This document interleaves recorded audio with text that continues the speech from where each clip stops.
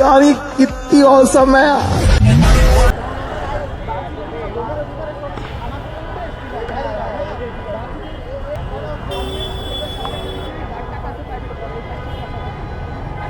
110 টাকা 32 টাকা ডিসকাউন্ট ছিল।